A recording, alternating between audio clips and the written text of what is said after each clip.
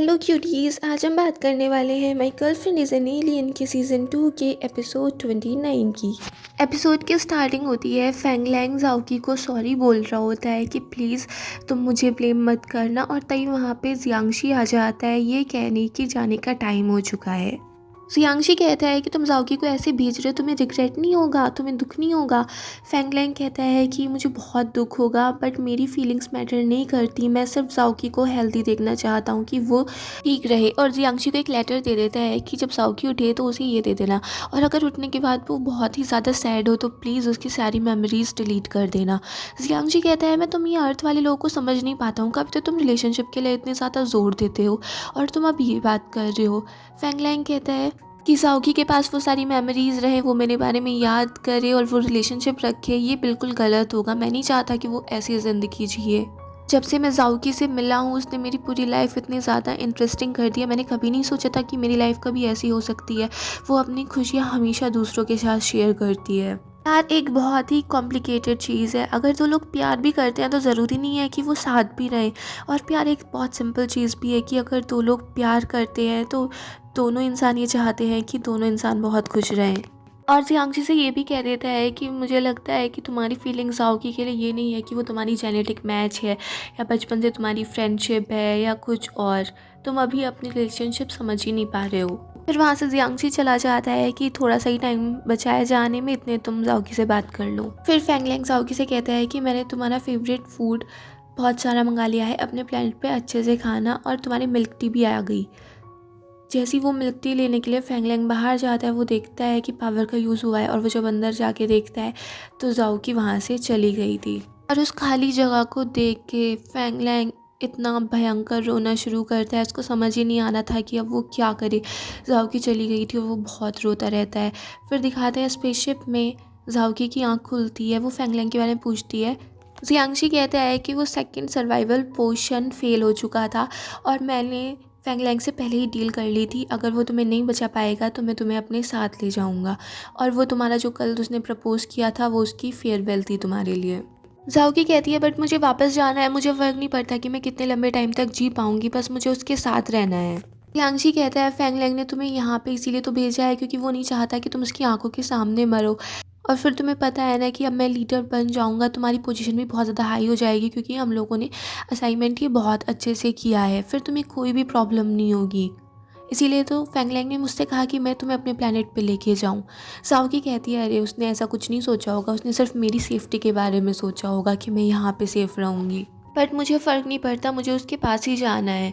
जियांगशी उसको समझाता है कि अर्थ पे तो हम एलियन है ना, आज कुछ और हो रहा है, कल कुछ और होगा, फिर तुम क्या करोगी।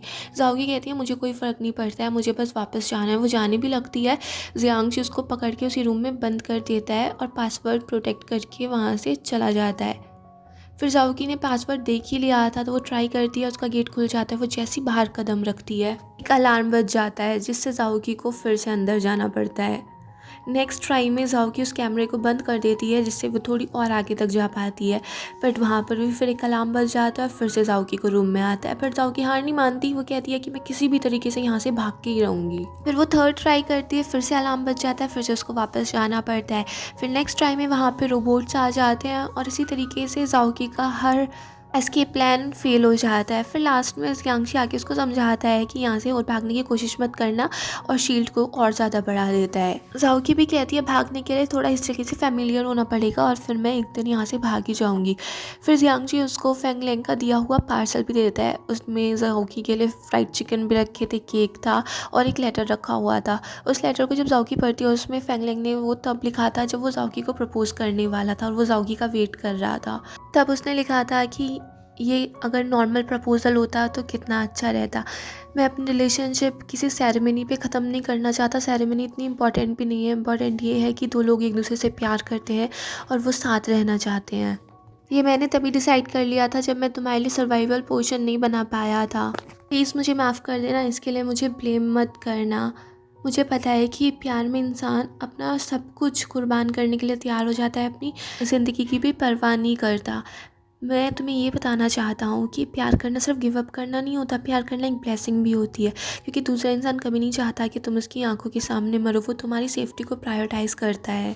तुम्हारे जाने के बाद तुम्हारा सारा सामान मैंने अपने पास ही रखा है, मैं किसी भी चीज़ को नहीं छोड़ सकता। और ये नेकलेस जो मैंने तुम्हें दिया है, मैं चाहता हूँ कि इसको तुम हमेशा पहन के रखो, क्योंकि ये नेकलेस मैंने तुम्हें तब दिया था जब मैंने तुमसे अपने प्यार को कन्फेस किया था।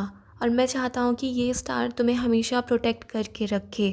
और अब मुझे नर्वसनेस हो रही है कि मैं पता नहीं कन्फेशन कैसे कर पाऊँगा, कैसे तुम्हें प्रपोज़ कर पाऊँगा, सब कुछ ठीक से होगा या नहीं होगा।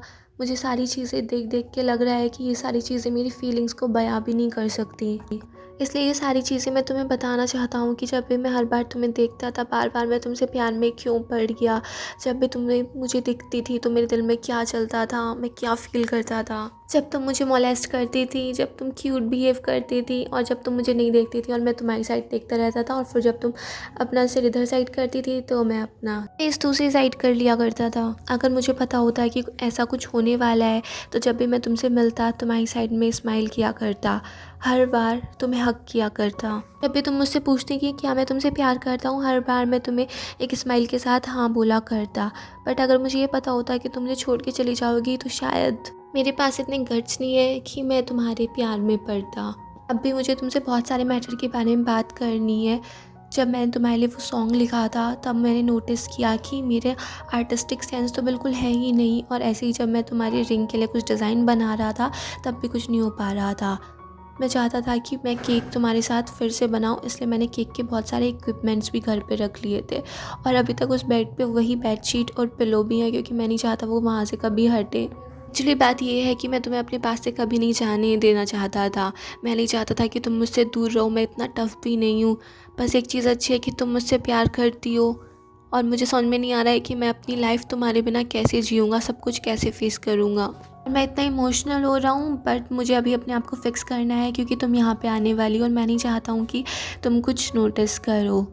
जाओ कि इस दुनिया में, इस यूनिवर्स में मैं इतना लकी हूँ कि मैं तुमसे 2 बार मिला और दोनों बार हम प्यार में पड़ गए। अपने इस प्यार को हम किसी सैड नोट पे ख़त्म नहीं करते हैं। हम चाहे कितने भी दूर रहें, बट हमारा प्यार कभी ख़त्म नहीं होगा, और ये मेरी लाइफ में हमेशा रहेगा और मुझे आगे बढ़ने के लिए मोटिवेट करता रहेगा। और उसके लेटर को पढ़ के जाओकी भी बहुत ज़्यादा रोने लगती है, और फिर दिखाते हैं सामने जो ग्लास लगा हुआ था वो टूटने लगता है, पर क्रैक्स आ जाते हैं। और वहीं पे जियांगशी भी जाओकी को रोता हुआ देख रहा था, उसके दिल में भी बहुत अजीब अजीब सा होने लगता है।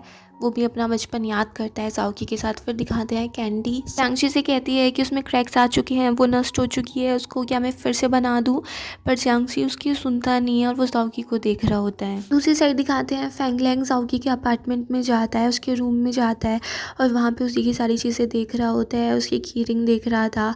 तभी वहाँ पे फैंगली और जाओबू भी आ जाते हैं, वो फैंगलैंग को समझाते हैं, उसे संभालते हैं। जाओबू भी परेशान हो गई थी, इमोशनल हो गई थी कि मैं जाओकी को लास्ट टाइम पे गुड बाय भी नहीं बोल पाई, और मैं उसकी हेल्प भी नहीं कर पाई। मैं उसकी फ्रेंड होने के काबिल भी नहीं हूँ, ना ही मैं उसकी सेक्रेटरी होने के काबिल हूँ।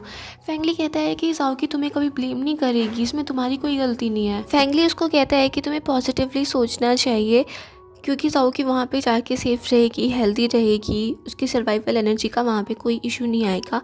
और फिर जब तक तुम एक दूसरे को दोनों मिस करते हो, तुम उसको याद करते हो, तब तक तुम बेस्ट फ्रेंड ही हो। और फिर जाओबू भी रोने लगती है और फैंगली उसको छुपाता है।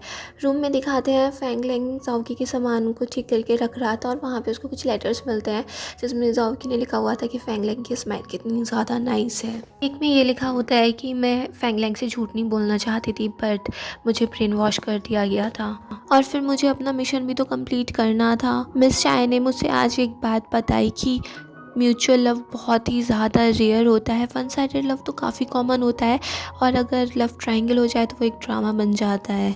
मेरा फैंगलैंग को प्यार करना एक बहुत ही ज़्यादा रेयर पॉसिबिलिटी थी, बट वो भी हो गया। मैं उसके साथ हमेशा रहना चाहती हूँ, उसको कभी छोड़ना नहीं चाहती, और फैंगलैंग भी जाओकी के कुछ मोमेंट्स याद कर रहा होता है। और वहाँ पे एक लेटर में जाओकी ने लिखा होता है कि अब मुझे अर्थ का कस्टम पता चला कि अगर 2 लोग प्यार में होते हैं तो उन्हें रिंग पहननी पड़ती है, और मुझे पता है कि फैंगलैंग को कोई ऐसी फैंसी टाइप की रिंग पसंद नहीं आती है, तो पूरा उसने एक मॉडल बनाया हुआ था कि फैंगलैंग की रिंग किस टाइप की होगी। दूसरी साइड दिखाते हैं जाओकी अपने एस्केप का प्लान बना रही थी, उसने सब कुछ सेट कर लिया था। तभी उसे जियांगशी आके बताता है कि हम अभी लैंड करने वाले हैं। तो जाओकी जियांगशी के जाते ही अपना प्लान एक्टिवेट कर देती है और वहाँ से भागने की कोशिश करती है। काफ़ी आगे तक चली भी जाती है, फिर उसको एक रोबोट मिल जाता है और वो रोबोट जाओकी को देखते ही बेहोश होकर गिर पड़ता है। कैंडी जियांगशी से कहती है कि जाओकी भागने की कोशिश कर रही है। जियांगशी कहता है मुझे तो कुछ नहीं दिख रहा। फिर कैंडी बताती है कि वो लाइफ बोट से अर्थ पे जाना चाहती है। जियांगशी कहता है मैंने तो कुछ नहीं देखा और वैसे भी तुम्हारा सिस्टम डाउन है ना। कैंडी पहले तो समझ नहीं पाती क्या कहना चाह रहा है, फिर वो कहती है कि हाँ मास्टर मेरा सिस्टम डाउन है, मैंने भी कुछ नहीं देखा। जियांगशी जाओकी को जाते हुए देखता है और जाओकी अपनी लाइफ बोट में पहुंच के बड़ी खुश थी। वहाँ पे उसको एक पार्सल मिलता है जिसमें एक सर्वाइवल पोशन और एक कैंडी रखी हुई थी। जाओकी आई एम सॉरी और ये लास्ट टाइम होगा कि हम लोग आपस में दूसरे को देख पा रहे हैं। एक्चुअली में वो जो सेकंड सर्वाइवल पोशन था वो एक सक्सेस था, बट मैं क्योंकि तुम्हें अपने प्लेनेट पे लाना चाहता था तो मैंने फैंगलैंग से झूठ बोल दिया था। जब मैंने फैंगलैंग को देखा वो तुम्हें गुड बाय बोल रहा था, उसको देख के मैं इतना ज़्यादा मेरा दिल काँप गया था। मुझे समझ में नहीं आ रहा था मैं क्या करूँ, बट फिर भी मैंने ये बात तुमसे छिपाई और मैं तुम्हें यहाँ पे ले आया और यहाँ पर तुमने भागने की कोशिश की। पर जब तुमने फैंगलैंग के लेटर पढ़े उसके बाद जब तुम इतना रोई तब मुझे समझ में आया कि फैंगलैंग ने जो बात मुझसे कही थी वो सही थी, कि मैं तुम्हें सिर्फ अपनी फ्रेंड या तुम्हारा सुपीरियर की तरह नहीं देखता हूँ। मैं तुमसे प्यार करता हूँ और इसीलिए मैं हमेशा से यही चाहता था कि तुम फैंगलैंग से दूर रहो, उससे ना मिलो, तुम्हें उससे मिलने से रोकता था। बट प्यार साइंटिफिकली प्रूवन नहीं है, ये डीएनए मैचिंग से नहीं होता, ये हार्मोन से भी अफेक्ट नहीं होता है। तुमने मेरा बचपन इतना वंडरफुल बनाया था, मैं तुम्हारी पूरी लाइफ बहुत अच्छी करना चाहता था बट मैं लेट हो गया। अब तुम्हारे पास फैंगलैंग है और अब टाइम आ चुका है कि मैं भी अपने इस ऑब्सेशन को छोड़ दूँ और तुम अर्थ पे अच्छे से रहो, खुश रहो और बाय बाय। फिर जियांगशी कैंडी से कह देता है कि चलो प्लेनेट पे वापस चलते हैं और दूसरी साइड जाओकी भी खुश होती है कि अब मैं अर्थ पे आ रही हूँ, मैं फैंगलैंग से मिलूंगी। बट फिर उसे गुस्सा आता है कि उसकी हिम्मत कैसी हुई, उसने मुझे डंप किया, मुझे धोखा दिया, अब देखो मैं उसको कैसे पनिश करती हूँ। तभी उसके स्पेसशिप में कुछ प्रॉब्लम होने लगती है जिससे जाओकी को लगता है फिर से मैं कहीं दूसरी जगह ना चली जाऊँ और यहीं पर ये एपिसोड फिनिश हो जाता है। अगर आपको ये पसंद आया हो तो प्लीज़ मेरे चैनल को सब्सक्राइब करें, लाइक करें, शेयर करें, कमेंट्स करें and bye bye till next video.